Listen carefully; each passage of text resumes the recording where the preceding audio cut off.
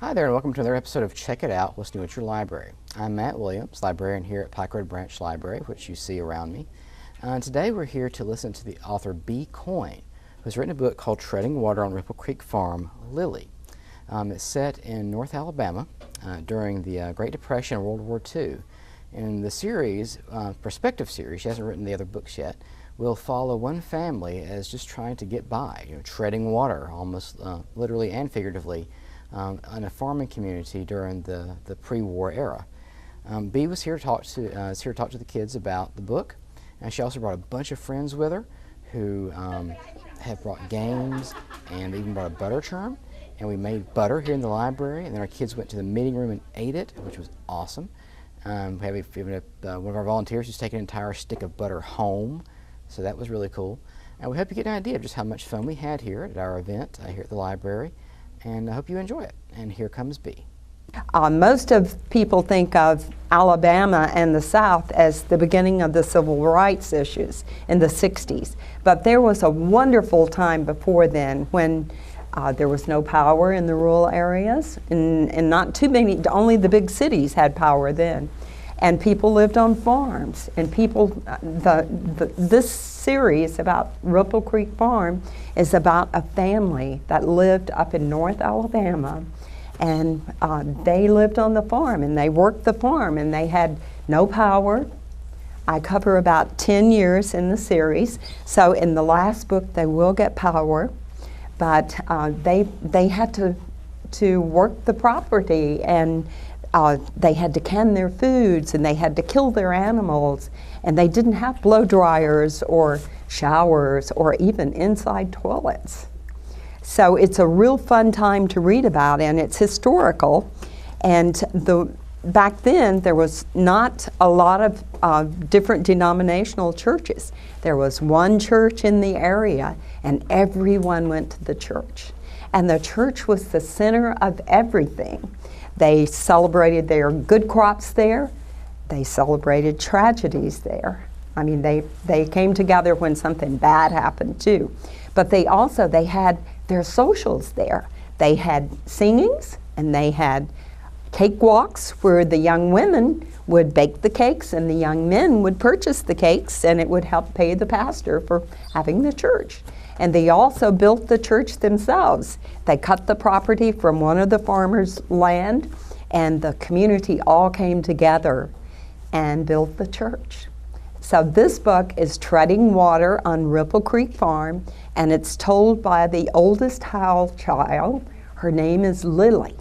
And farmers back then wanted the boys to be the oldest children, because the boys could get married later on and have their own line, and they could keep the farming going and everything, and they could do a lot of different chores and things that the girls couldn't do. But you're going to if there's books in the library, so if you don't get a chance to buy a book, check out the book, because it's written in simple language, and it's historically correct. I researched all the things that were going on in Alabama. Lily starts telling her story at age 9. It's in 1943. World War II is going on. We had the draft then. Every male, when you reached 18 years old, had to sign up for the draft. So everyone served their country. So it was more about God and country then, and simple life. And people didn't obey the rules. And just think, we had no cell phones. So a farmer could live over here, and way down the road, it would take a long time to get to your nearest neighbor. So the farm women had to be extremely strong, because it was their responsibility not only to take care of the children and to take care of the house and to make the food, but they also helped in the fields. And the farmers worked really hard. They worked from sunup to sundown. So it was a different time, but everyone was happier then, I think.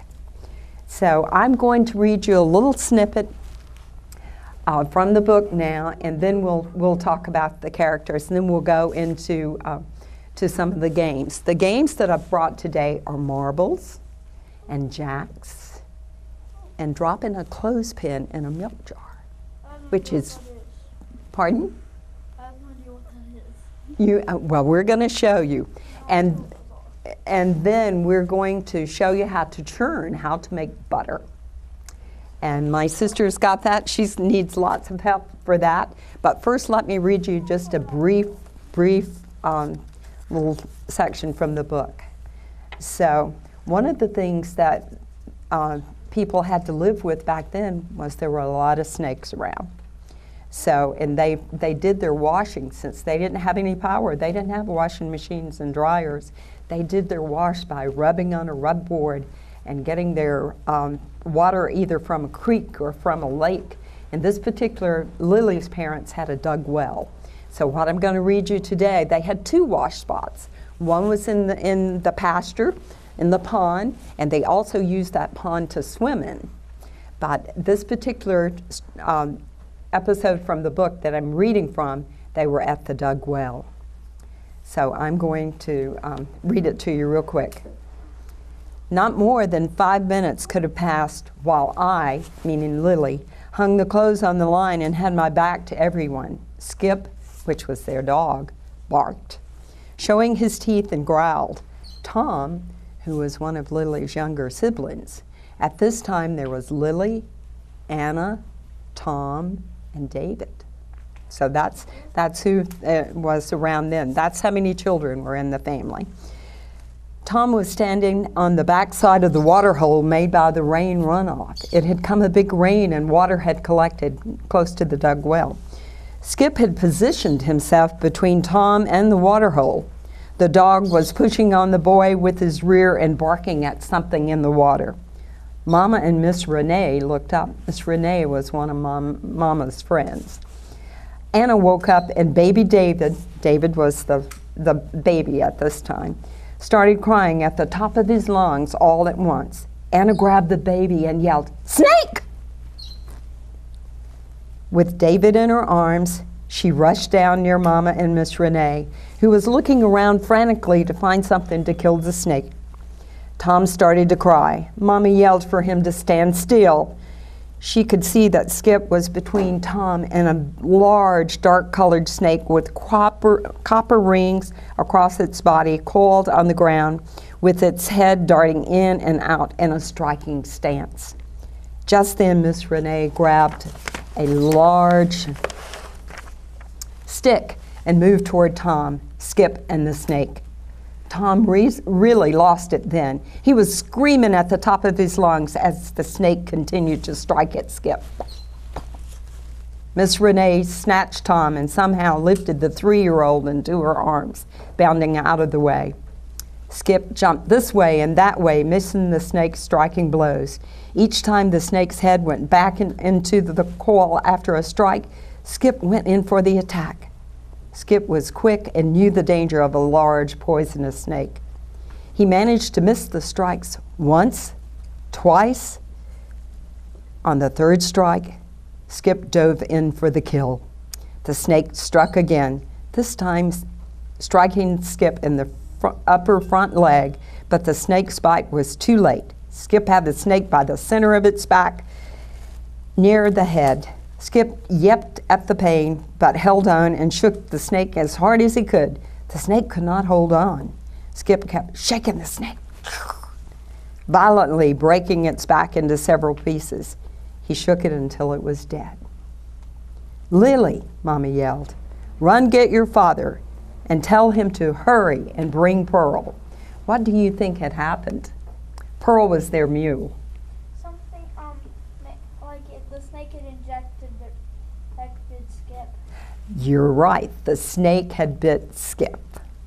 So that's all I'm going to read from the book today, and I want to talk to you about developing characters. How many of you have an imaginary friend? All right. See, an imaginary friend can become a character in your story. So what you need to do is your imaginary friend, is it a he or a she? Do you? Mine's a boy. Okay, and yours is a girl, right? Okay. Now, are they nice? Yes. Do they? Mine's like mine. Mine's you're- like me. Yours like, okay, so they're nice, right? Okay, what color hair does your imaginary character have? Blonde. Okay, and I kind of just said he's like me, so. okay, so you've developed a kind of an image of yourself. Okay, you can take that character and as you develop your story, you need to decide what traits that character will have. So will he be nice? Will he be a little naughty at times? Will he break the rules? Will he obey the rules?